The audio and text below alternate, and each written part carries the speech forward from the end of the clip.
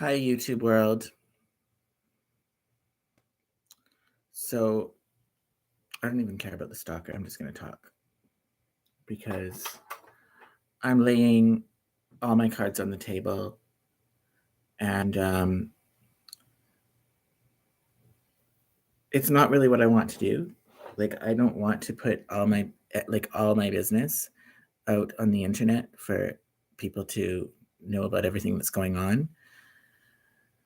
But I'm backed against a wall, and I really don't have much choice other than to do this.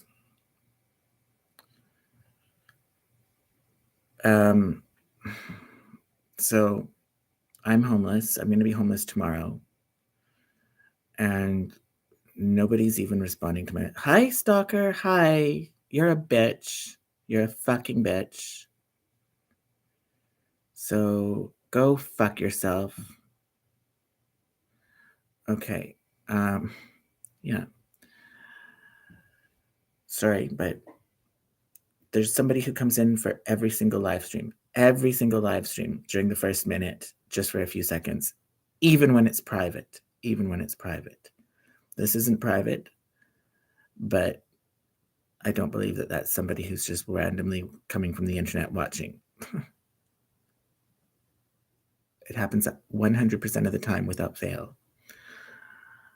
And including, like I say, for private. And it's the same thing within the first minute for a few seconds. So I'm sure it's that same person as well. You would have no idea. People have no idea what I go through. Like, it's insane.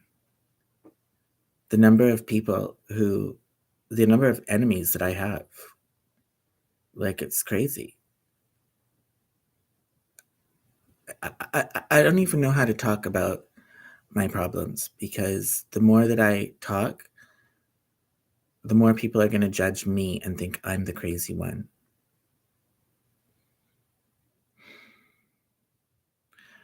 I've never lied or made anything up in my life. You should believe me. I'm of sound mind, and my perception is bang on, and I know what's going on. Okay, now there's somebody watching at just after 2 minutes. So this would be something different. I would assume this is a real person watching, not a stalker. Okay, so what am I trying to say here? I'm trying to say that I'm fucking screwed. So I thought that I had a job. I thought that I had 2 jobs. At one point, it seemed like I was about to have 2 jobs. It all started when I emailed this guy that I used to work for many years ago, like in 2007, 2008. His name is Dino, and he owns a mineral exploration company. Okay, so not mining per se. He doesn't own a mine, but he owns a company that has mineral rights claims throughout BC. Okay, and it's gold, copper, and silver, and it's traded on the stock exchange. So, that's really where he makes his money, is through his stocks. And anyways, I used to work for him a long time ago when I was in university, just responding to an ad in the newspaper, actually, back in the day when you could find jobs through the newspaper. And he hired me on the spot, and he was a really good boss. I mean, it was a fun job. Like, I went to his office downtown Monday to Friday, 9 to 5, and like, I was supposed to be updating and redesigning the company website. So he wanted to redesign it. But then besides just redesigning it, just constantly updating it with new press releases that come out all the time. And, with mineral exploration, a lot of these press releases have come with maps of the of the area in question that someone has staked a claim for the mineral rights. So I have training as a map maker, cartographer from my geography university. And so, but then also other things like not just making maps for his website, all sorts of other, like, just kind of, I guess you could say I was like an administrative assistant, like just handling all kinds of things.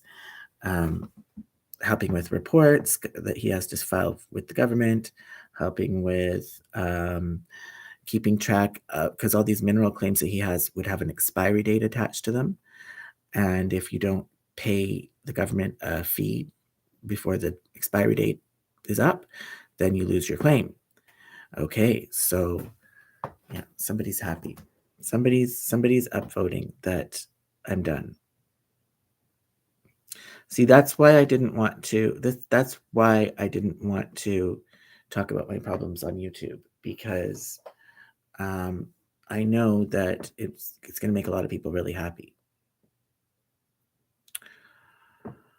You know, live streams that have to do with good things that are going on in my life, or don't get hardly any views and don't get up votes at all. But when I'm in crisis and I've got a serious problem and I'm opening up about it, that's when the upvotes come very fast. I know it's one of these horrible witches who's trying to destroy me. And so that's why I put on a brave face all the time, because I don't want to let them know that they're winning. But I have to be honest if I'm going to have any chance of people understanding and getting help.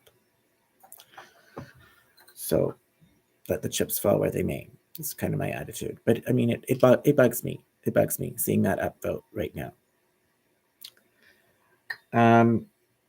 What was I just saying? So yeah, I worked for this guy back then.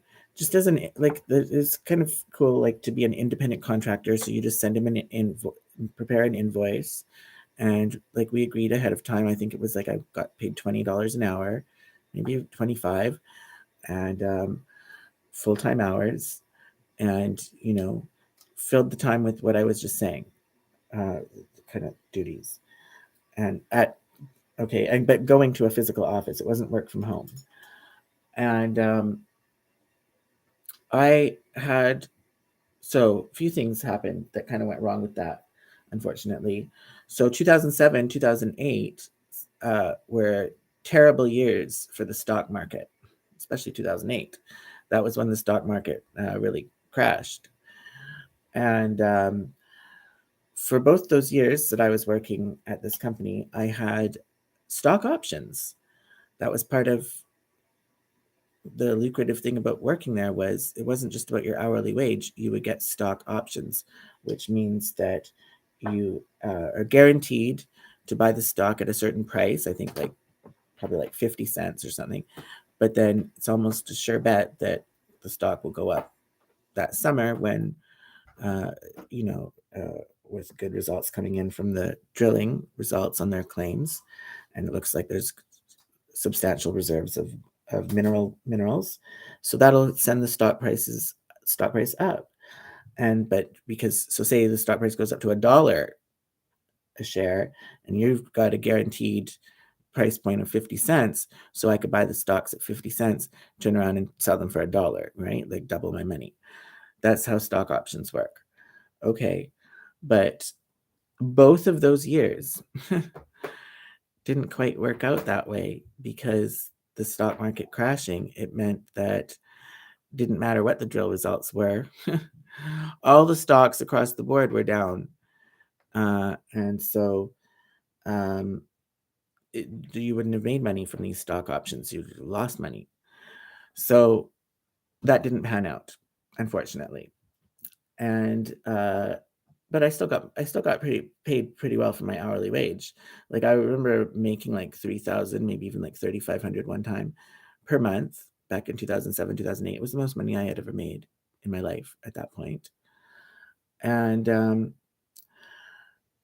then But I had to quit that job because I was in school. I got that job when I was working on my bachelor's degree, undergraduate, which I finished in spring 2008.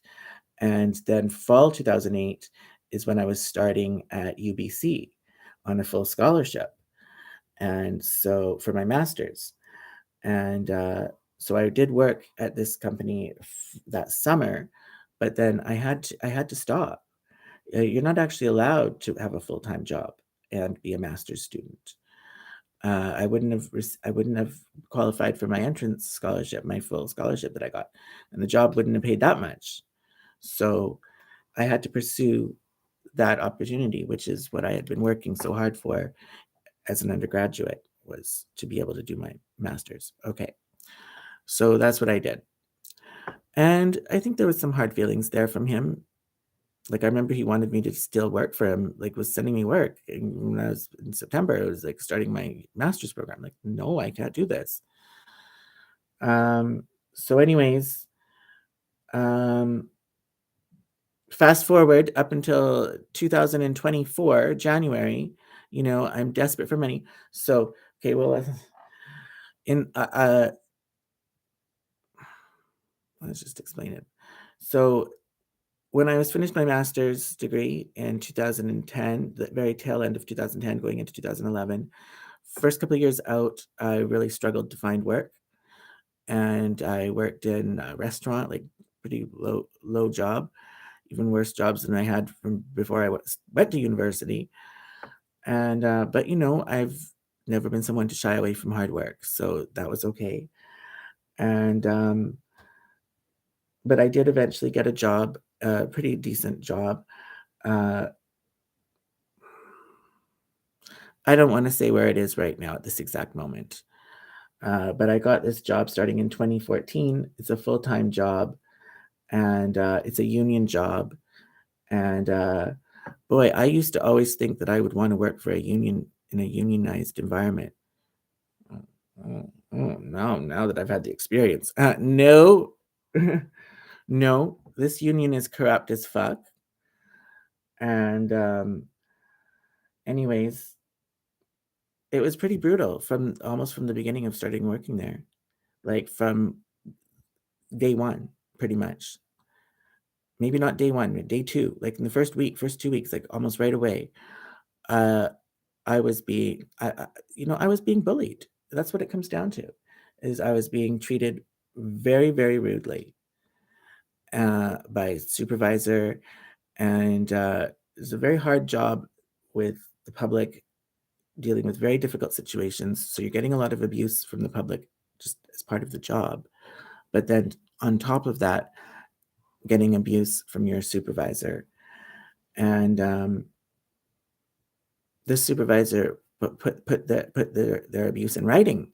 So because there was a chat program where it's all computerized environment, so what they were saying to me was all in a chat program, and I kept the chats.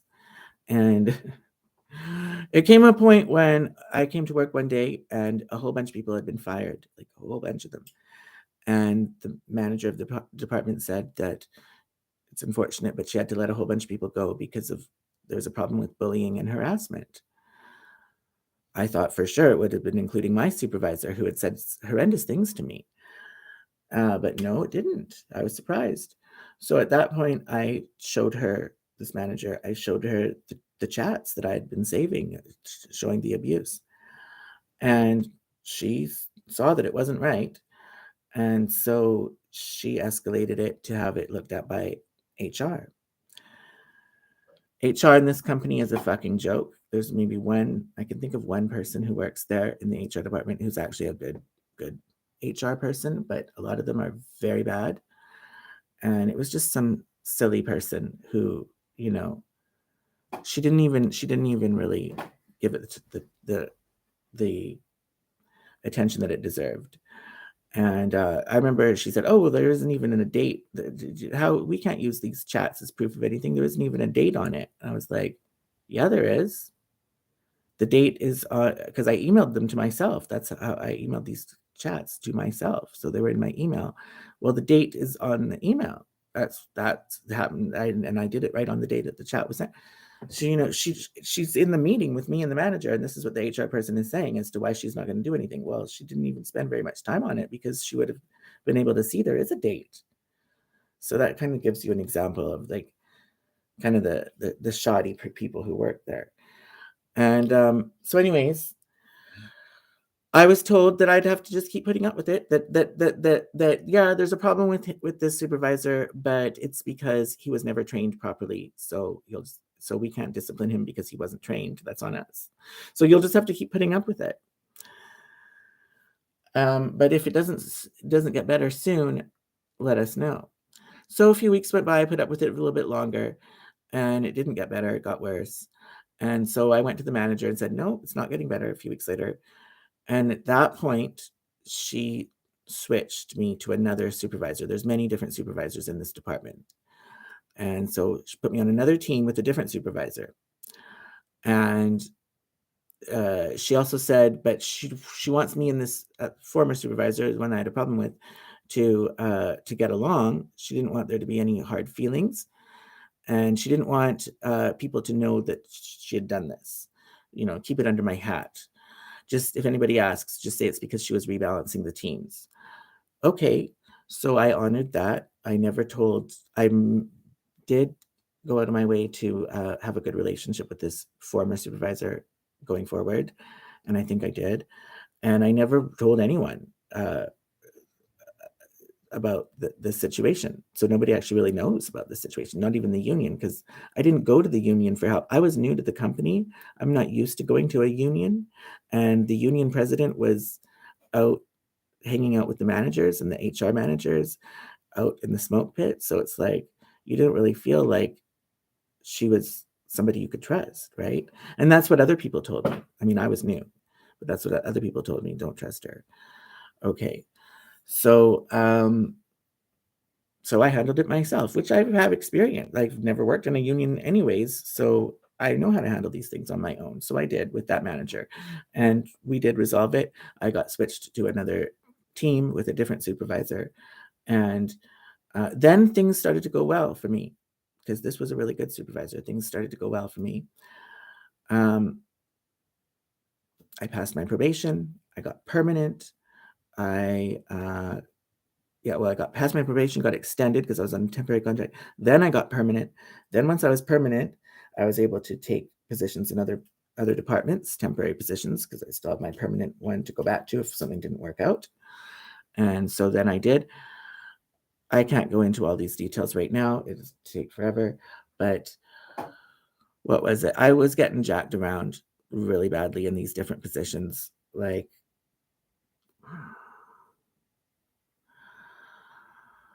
I can't explain all that right now. Like, yeah, there was a strike that happened, and the union was trying to make good with the employer before it actually came to a strike. And in this department that I was in, they made a deal. They said, "Well, we want you to, we're gonna because there was tons of people in this department who were on temporary contracts. We're gonna extend their temporary contracts, which is what they all want, but we want you, employer, to post your any full-time positions that you have available. Okay, like, you can't just keep on temporary. Like, post what you need for permanent. That's what I mean, not full-time, permanent." And okay, but I didn't. I was in one weird position in this department that they didn't extend me, and my position was one of the ones. My temporary position that I was in was one of the ones that got posted for a permanent, and somebody with more seniority, obviously it's all about seniority, got it. Okay, so I was going back to my first department, which is a horrible department. And yeah, that's what happened.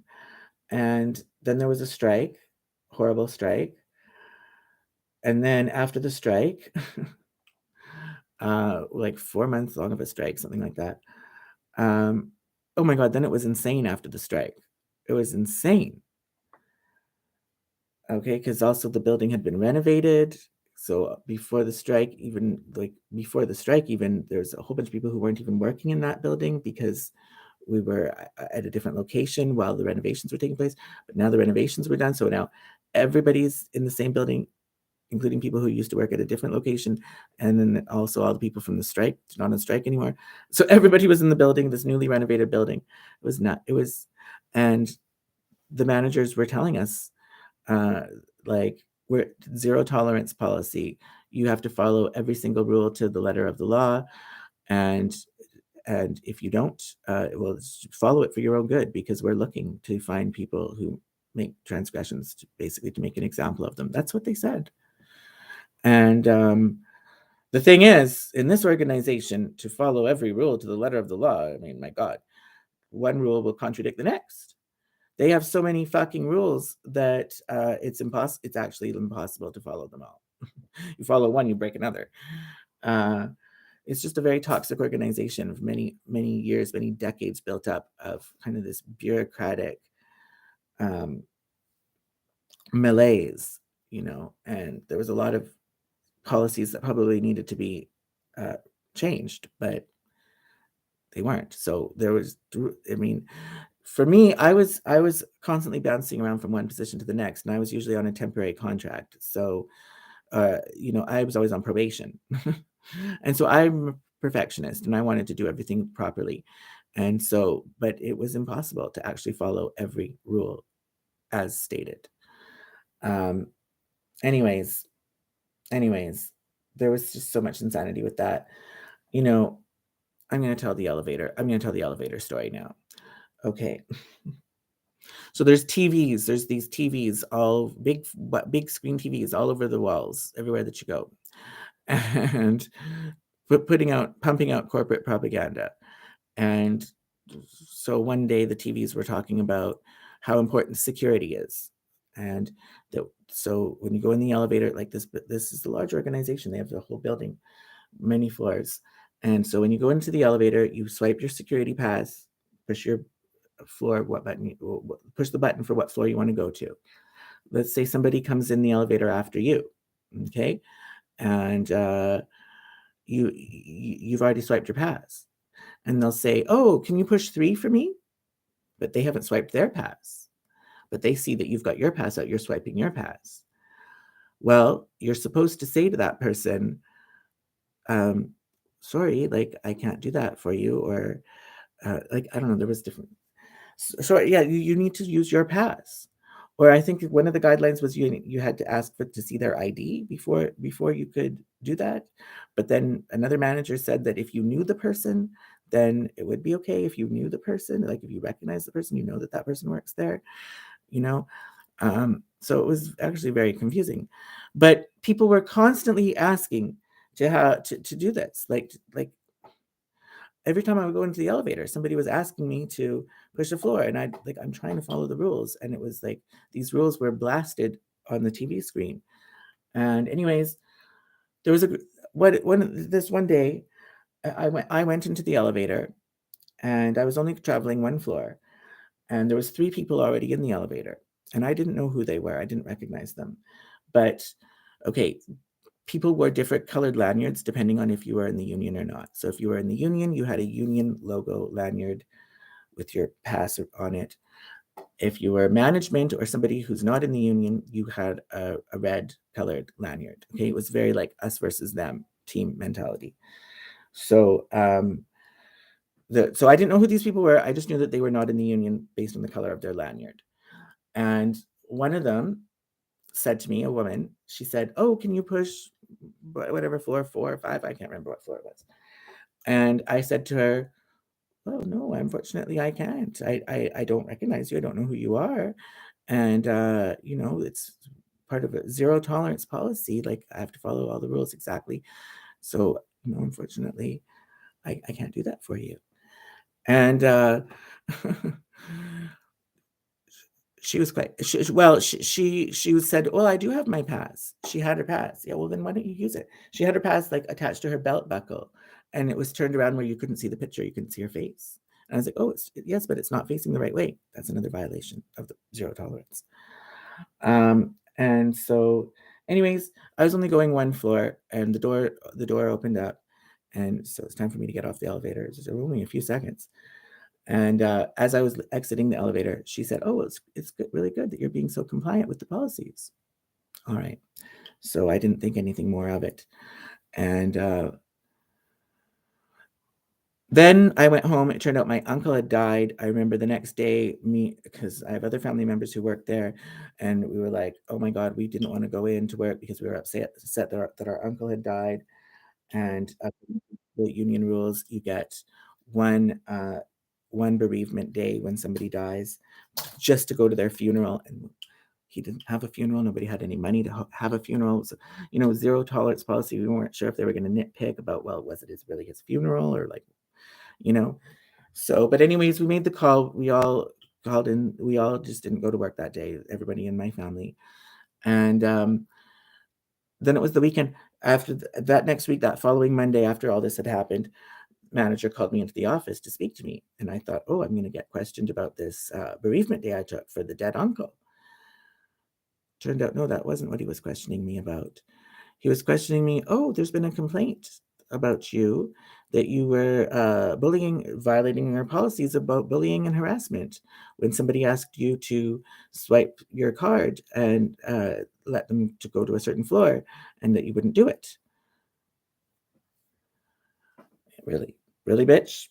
Like, you've just had all this propaganda on the TV saying not to do that. Um, but apparently this woman, complained about me, saying that I was speaking very aggressively and that I was using aggressive hand gestures as I was speaking.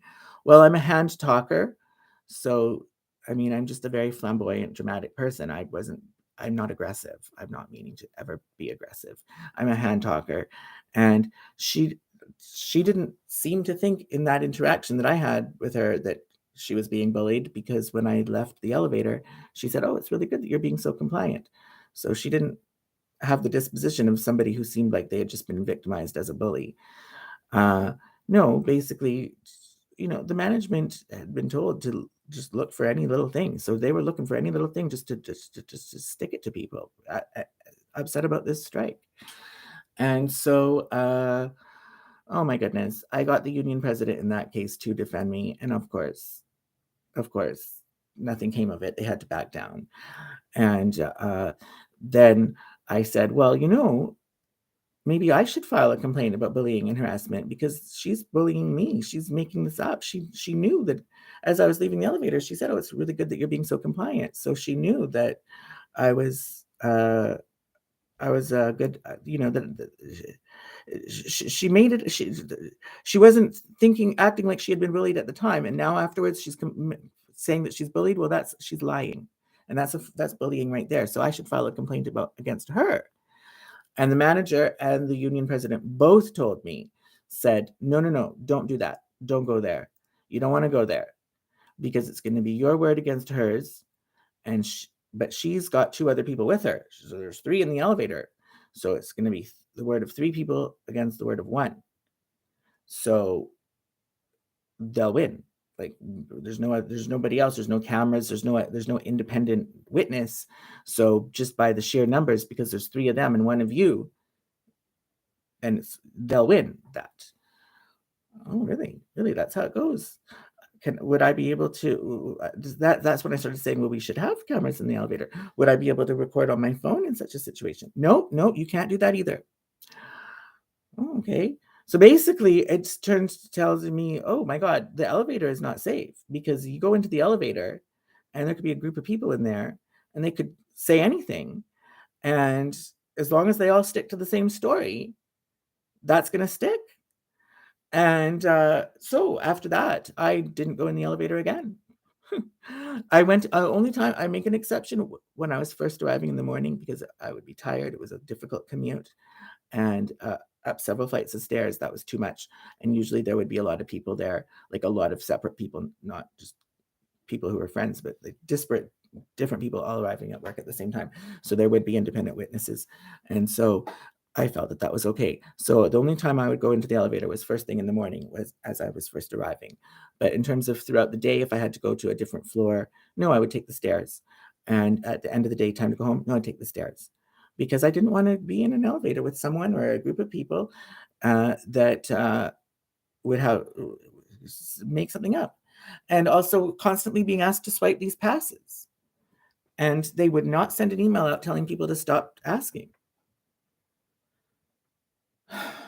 So that was the elevator thing. Then, okay, I'm bouncing. I'm trying not to go. I'm trying to not go back to my permanent position because it's like horrible, and I'm trying to do these temporary contracts in these other departments.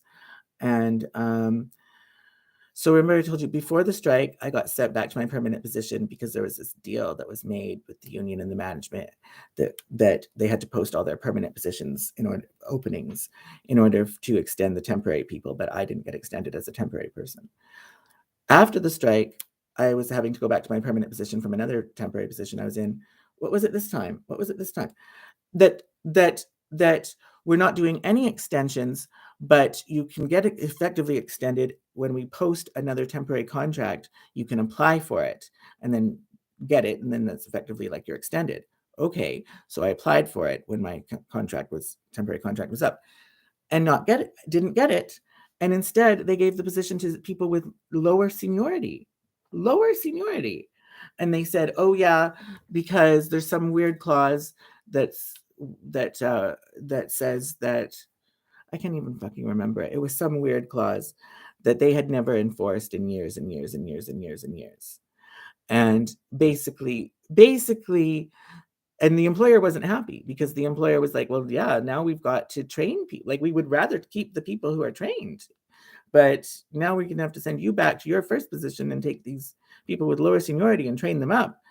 Yeah, like they didn't like that, the employer, but the union was doing this. Basically, read between the lines, okay? The union was doing this out of vengeance to the employer because the strike ended up being a waste of time. They didn't get anything for it. So it was sour grapes from the union, and they were being sticklers with this collective agreement, and something that they had waived for many years. All of a sudden, they were like, no, no, no, and I got caught up in that. So here I am. Here I first, I have to go back to my permanent position, horrible position, because somebody with more seniority got it. Now I'm having to go back because somebody with less seniority is getting it. Oh my God. And but so then I was applying for just any position. Like I was desperate to not go back to that permanent position. So then I got a really good position. Um that's something that, like, a really high up position in this organization, and it was something that you needed to have an accounting background, which I don't. You had to at least have taken one accounting course, and I had not. I've never taken any accounting courses. I have a master's degree, but I've never taken any accounting courses.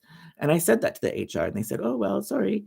And then they went through all the people who had accounting. None of them passed the testing.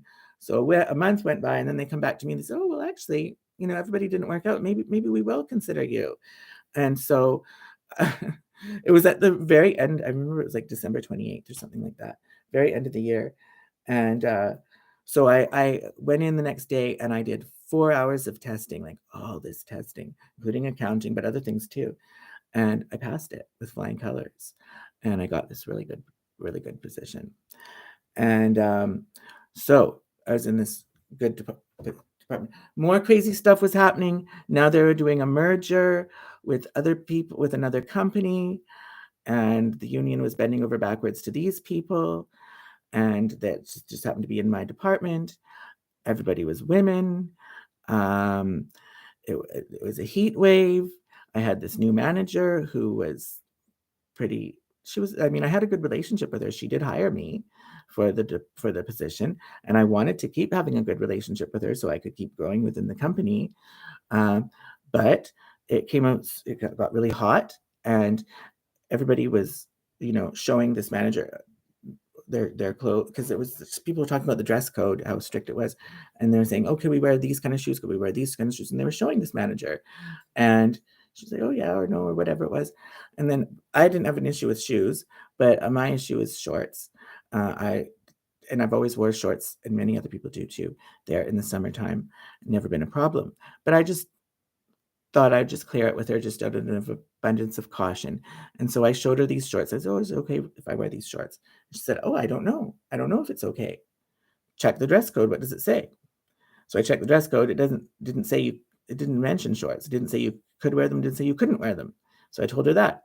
She said, "Oh, well, that means you can't wear them." And I was sweating to the point where like my underwear would be drenched and I couldn't even focus on my job.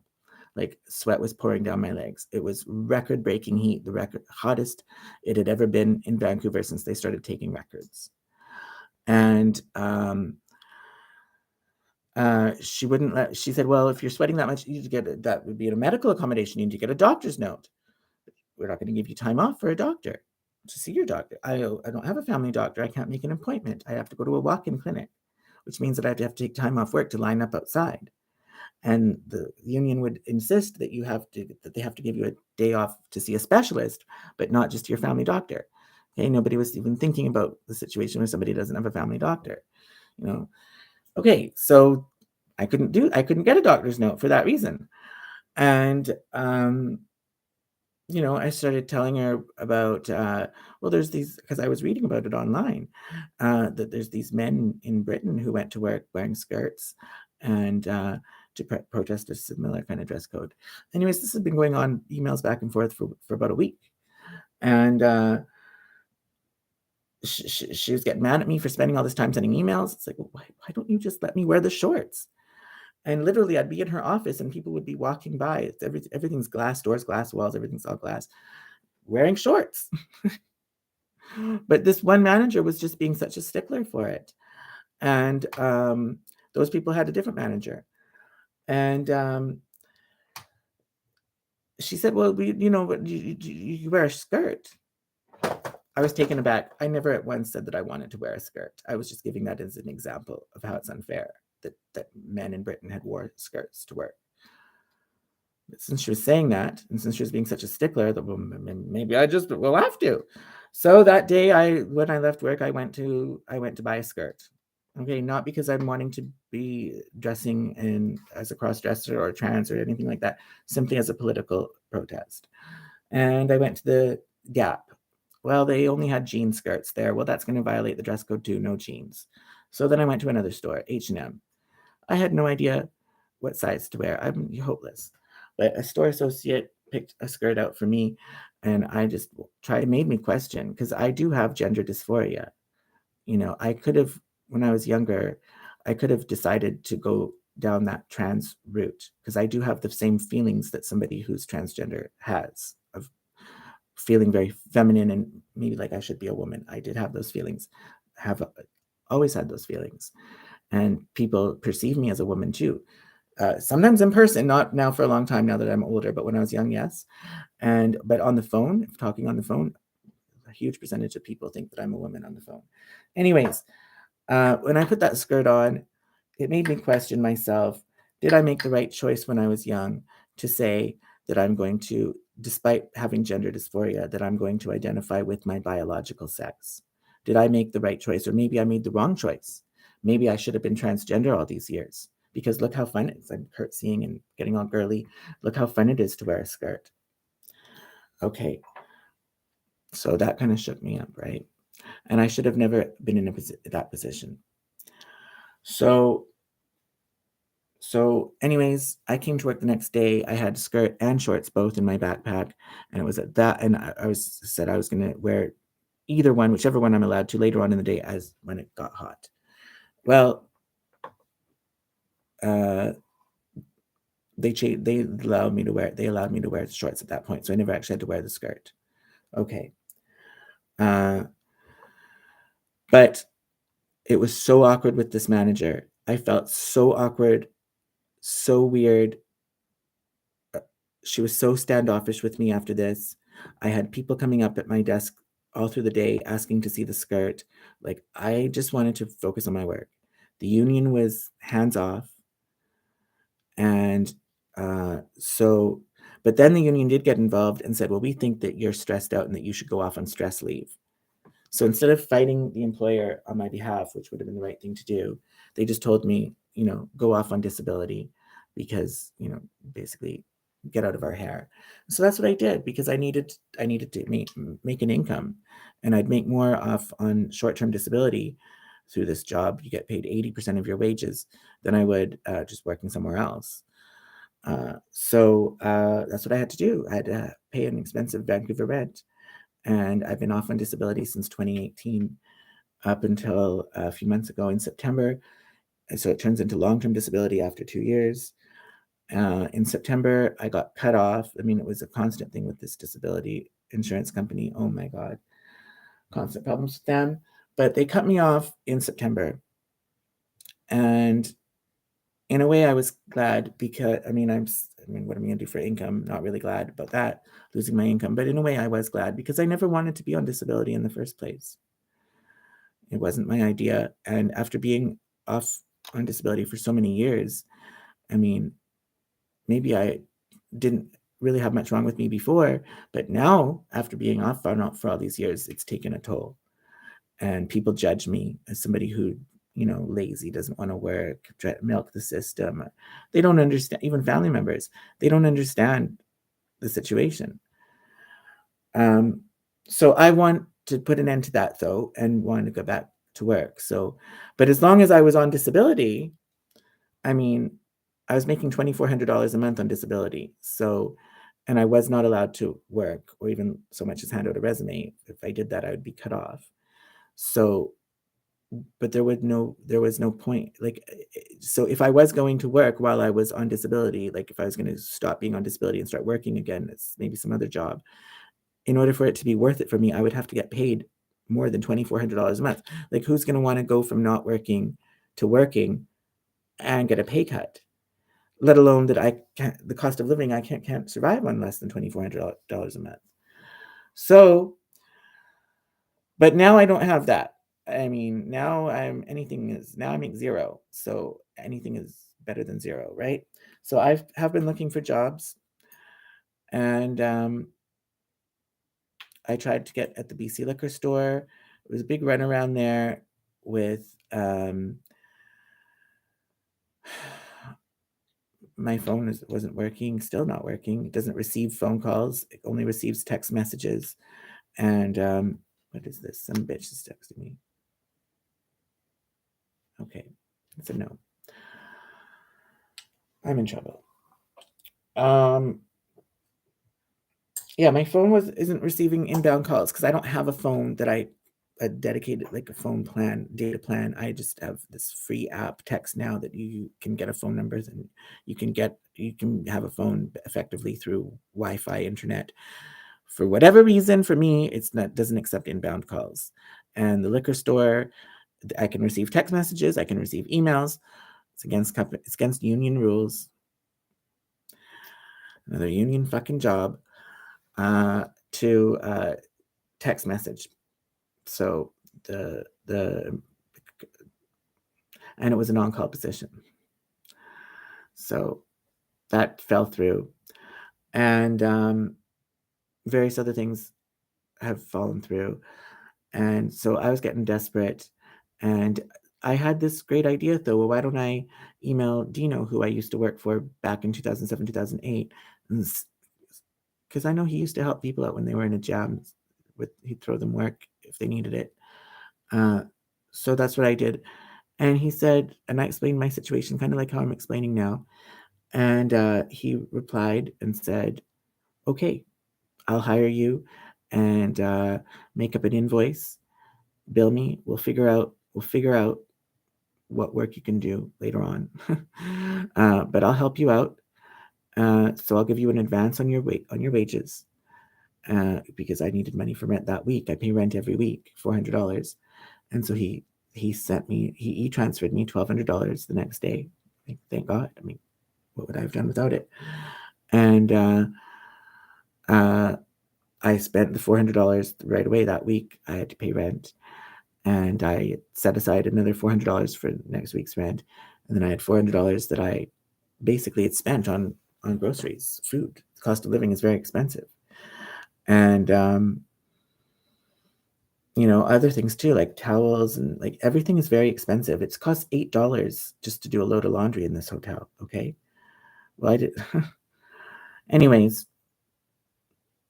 so that's where the other $400 went. I'd still been looking for jobs though. Like he wasn't the only job that I applied at.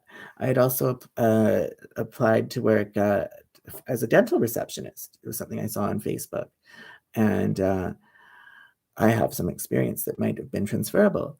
So this person was interested in me, and she wanted me to come for an interview, and so I went for an interview, and it was in Valley View, which is a part of Kamloops that I'm not familiar with, and not well connected by transit. And it had to be there in the morning, and it was the first brutally cold morning that we had. So, I mean, I wouldn't have been able to walk there. It's kind of usually how I get around Kamloops. And so I took a taxi. So I started dipping into that other $400 that I had set aside for the next week's rent by taking a taxi there to this job interview, thinking, well, I'm going to get more work from Dino, and I'll probably get this job, so chances are I'll be able to replenish it. And then I left the interview. It was like so cold. It was so cold. And I didn't know where the buses were. It's a part of the city. I don't know where I am. And I made my way to a Starbucks, like to get in from the cold and the wind. And somebody there called me a taxi. So I ended up taking a taxi back. That was $50 in taxis that day. Well, now I'm dipping into the rent money. Then I dipped into it a little bit more because I needed groceries. And so, I'd already dipped into it. So once you kind of make that psychological break, it's kind of easier. Well, I'm already going to have to replenish some of it. Might as well spend a little bit more. And so, anyways, I got myself down to where I only have $200 of the $400 that I'm going to need this Friday for rent. And I emailed Dino about getting another advance. In the meantime, I've been trying to do work for him to see what I could do for him. And he asked to see examples of videos that I've made and, different. And I did. I sent him examples, and then he said, "Oh, well, we're very busy here. Um, don't think that you need to do something for me every day. Just when I figure out what it is that you can do, I'll get back to you." Basically, I was told to, back off. And, I was under the impression that this was going to be like the first time that I worked for him, which was a full-time job. And I was just getting an advance on my wages. Well, I don't know if I don't know. I don't He didn't say no, it's not, but I don't know, maybe that was the wrong impression to get, because I did email him 2 days ago. Was it 2 days? I think it was, I don't know if it was 1 day or 2 days ago. All the days are blending in. But I emailed him recently, uh, explaining that I'm going to need more money, that I only have $200 and I've got a $400 weekly rent coming up due on Friday. And I haven't heard back from him. Have not heard back. The dental office said that I don't got the job. And in addition to all this, my husband does give me $300 a month, just for 1 year as part of our divorce agreement. And I just had texted him to see if he's already given me the $300 for January, to see if he could give me the $300 for February, now early. And he just replied saying, no, he can't. So I'm screwed. I don't have money for rent due tomorrow. And I also don't have food. And there's only certain days of the week that single people are allowed to go to the food bank. Today is one of them. I'm not making it to the food bank because I would need to, usually if I was trying to save money, I would, it's very far away. It's on the other side it's on the North Shore. Okay. I'm on the other side of the river and halfway up the mountain. So it's quite a trek to get there, but I do it. I would walk there, and then you got all these groceries. Not going to walk back though, and uphill. So usually take a bus back, and that costs $2. Okay. Well, to walk there today on an empty stomach in this cold and with all this snow, and they close at 1:30 anyways, and, I was up worried about my income situation. I didn't wake up until around 10 o'clock. You know? Basically, it's not enough time. It would take hours to walk there, especially in the snow. I'd show up, I'd be an icicle. Half the time, they don't even give you anything that's worthwhile anyways, and, you know, or I could take a bus there and back. That's gonna cost $2 each way. It's $4. So, $4 when you've got $200 and you're $200 short on your rent, like, it seems like a lot to spend. Um, so I'm not going to the food bank today, and, so I've got no food, no option or ability really to get to the food bank to get food, and no money for rent tomorrow. And, I haven't done anything wrong. That's the thing is, from the very beginning of all this, I've told you the whole story, basically, I tried to summarize it as best as I could. Right from the beginning, I've done nothing wrong. I was a star employee at this company. It's just because of stupid bullshit, union and HR squabbles that I was constantly getting caught in the middle, and these, like, crazy managers, like, the thing that happened in the elevator, that was crazy. And the thing with this being told to wear a skirt, like, "Oh, you wear," like, that was crazy. These are crazy things that happen at this company. It's a toxic company. I'm not the only one who's experienced the toxicity of that company, although I think I've experienced, the quite a severe dose compared to others, but other people will say that it's a very toxic company as well.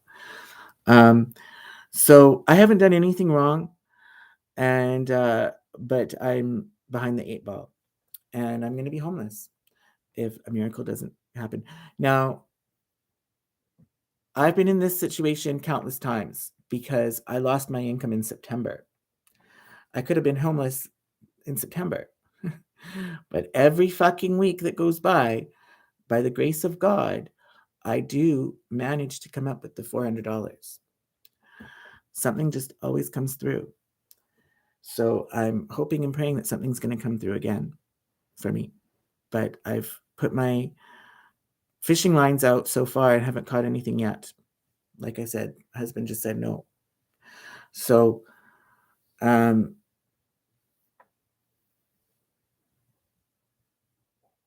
and see, the other thing is, it's I've realized I've kind of got myself caught in a cycle here because every week I have to come up with $400 for rent. So as soon as I've come up with $400, I don't breathe a sigh of relief. It's right away. I've got to get another $400 for the next to do in another 7 days. That's made it very difficult for me. Like if I could That's made it difficult for me to look for jobs. Yes, I have been applying for jobs. It's not that I haven't been looking, but I would be able to put more time and resources into looking for jobs if I wasn't spending all this time every week, spending time trying to come up with $400, collecting bottles and cans and different things like that takes up a lot of time.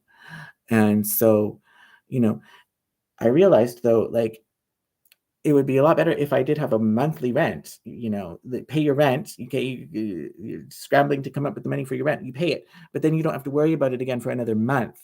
That gives you some time to breathe. But, maybe just then to do something else, like look for a job. But I don't get time to breathe because as soon as I've paid rent for 1 week, I've got to get on to how am I going to get money for next week's rent, you know? And people in Kamloops see me collecting bottles and cans, and they think that that means that I'm a street person. They think that that means that I'm a shoplifter, and they're very judgmental. And I've been banned from a mall right near where I live simply for collecting empty bottles and cans, not even making a mess, nothing. People are very, very strict here, and I'm very quick to judge. And so, that, of course, makes it harder to find jobs as well, right? Uh, and then when people hear, "Oh, you haven't had an income since September and you come up with $400 every week," I mean, people think that I'm doing crime. They think I'm stealing something, they think I'm turning tricks, I'm a prostitute, or whatever they think. No, I don't do anything like that. I don't do crime. I'm not a criminal, okay? In order to work for this toxic company that I've just been going on about, you had to have an extensive background check. And there's no way that I would have worked there, been able to work there if I had any criminal background. So, no, I've been coming up with the $400 every week uh, without resorting to crime. So, I'm hoping I'm going to be able to come up with another $400 or at least bare minimum $200 because, like I said, I do have $200. Okay, so really I just need $200 to keep me going. Now, that assumes that I'm not going to eat any food. So, how realistic is that? Uh, Basically, I need more than that. But I'll be happy. I'll be happy with $200. Like, really, that's the bare minimum of what I need to solve my problem right now or starting tomorrow. Okay. And I was pissed off that, see, I sent this text message to my husband asking for him to pay the $300 that he pays me every month, February's payment early since I need it now. And I sent him those text messages last night and there was no response. Like, why don't I get a response? And then same thing with that Dino guy that was giving me an advance. Like, I thought that meant that I was going to get other payments as well. And he hasn't responded either. So people just aren't even responding to me now. And I can't call my mom. My family doesn't have money. They don't have money to help me, and her phone doesn't work. And she's going to start screaming because it stresses her out to think that I'm going to be homeless. So, it's more I can't deal with her emotional response when I'm dealing with all of this on my own. And honestly, if it was just about being homeless, I think I'd rather be homeless than be on this like constant loop of trying to come up with $400 a week. It's so stressful. But the one thing that makes me not want to be homeless is my cat. I can't give up my cat. I have a duty to that cat, and she really is the most affectionate cat I've ever had. Like, she would be lost without me. There was 1 month that we were apart when I first moved here. She was staying with a friend while I got settled, and it was I know she was horrible for her. We can't be apart. I'm not going to give up that cat, no matter what happens. I'd rather die myself than give up the cat. So, it's a pretty tough spot to be in. But it does bring people a lot of happiness because through it all, somehow, even though I've really done nothing wrong and actually been a huge advocate for people and helped people out throughout my life and been so kind to all the people that I've met here in Kamloops, there's I've got so many enemies, whether, from the HR department and union, people who disagree with me, people are strangers on the internet who disagree with me politically. My academic contacts will stop speaking to me because I supported Trump. And what else? And then just people here in Kamloops, just randomly, I had a whole circle of friends, and they all just, something happened, and I don't know what happened, but they all turned their backs on me and ghosted me. And I believe they tried to put spells on me, and I've been attacked, like physically attacked. Never before in my life, but in Kamloops, I have been. I had to go to the hospital for stitches and broken bone. Like people are after me, and they love to see me suffer, and they would love nothing more than to see me be homeless. And so that's why I know, they give it a thumbs up. They give, like, my videos, my live streams don't get any likes. But when I'm in crisis, when I've got a problem, when I'm on the verge of homelessness and I'm talking about that gets a like real fast. And that's one of my haters doing it. So that's why I don't like to talk about this stuff online. But I mean, my back is against the wall. I don't have much of a choice. So yeah, I mean, I guess that's the silver lining, right? My demise is going to make a lot of people really happy. So at least there's something good to come from it. That's all I have to say for now. Peace out.